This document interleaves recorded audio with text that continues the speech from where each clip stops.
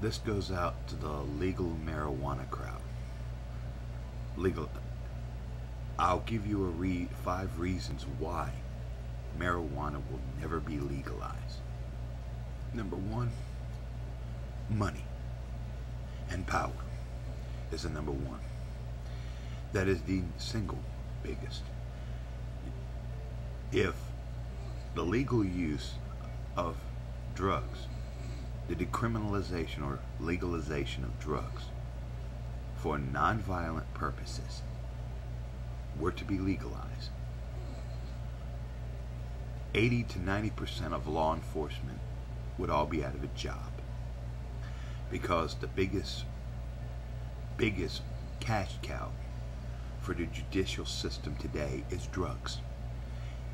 A lot of your prisons would close. People getting long sentences would get them. For true violent offenses would get full sentences, because number 1, the biggest percentage of people who are in prison today are mainly drug offenses.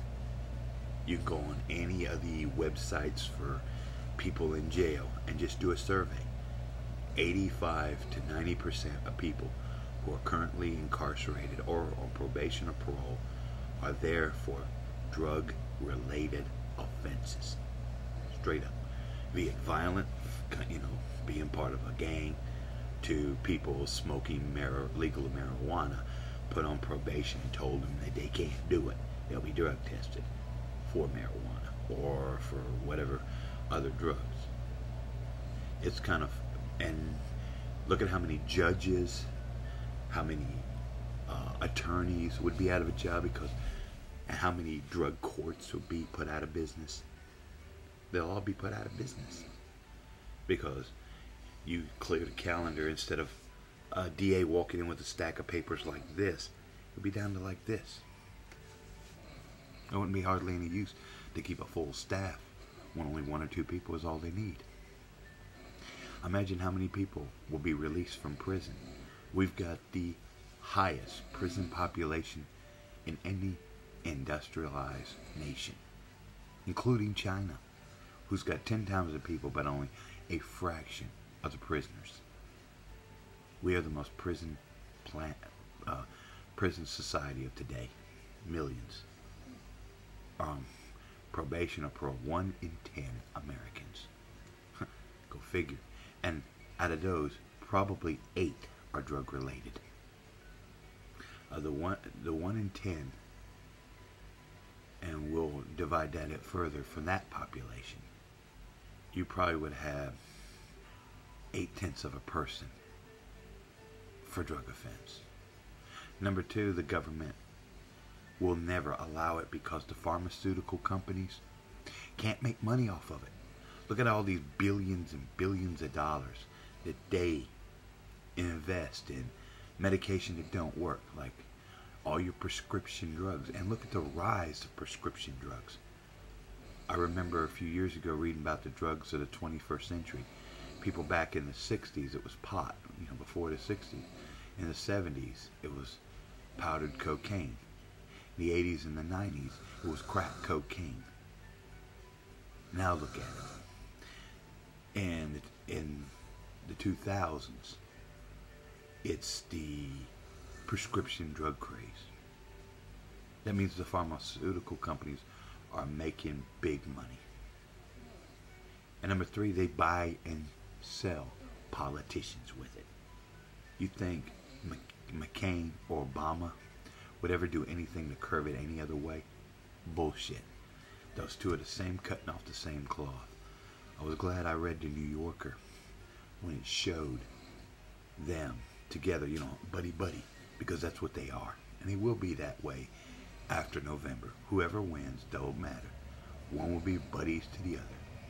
So it doesn't, and probably at the next, political convention, whichever one holds, their former rival will be up there to say what a great guy the other one is. So it doesn't matter. But to them, the reason also your local politicians will never get involved is federal money. A little federal government tells you not only the local and state politicians, but also the judges, that if you start making cases, like say in California, that actually says, hey look, we got a state law, I'm sworn by my state constitution to honor it, you're free to go. That judge would be threatened by the big federal government that we're going to start cutting federal highway money, federal grant money, federal money, period, if you start allowing these little cannabis clubs to exist. Not because they're helping people, because the doctors and stuff like that, you got a few brave ones out there as well to say, you know, medical use of marijuana would help you. Nah, they got their marching orders from the big pharmaceutical companies that we won't give you the so-called life-giving drugs if you continuously push off a plant that was deemed back in 1937 as illegal. And my last point in this equation is the facts that power would be lost. It also proved that for well over, since the 1940s, we have been lied to. It'll put an egg on all the face of all the prohibition crowd, that for once we found something that they can't really hang on you. That there's a class 1 drug is dangerous, period, so don't even bother.